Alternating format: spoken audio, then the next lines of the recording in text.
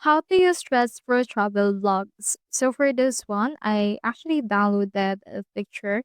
So let's put in here a travel vlog for Japan. Let's choose in here this photo.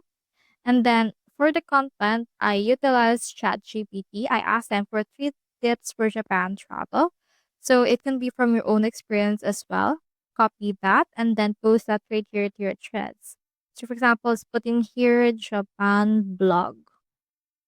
Now, just click on this add to thread and input right here your post for that. So, for example, for this one, if it's actually above the limit, you can copy that and then paste that somewhere else onto your next thread. So, let's copy this right here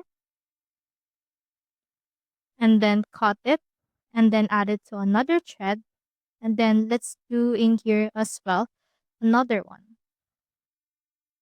Let's copy it and then cut it and then add it to another thread. After that, click on post.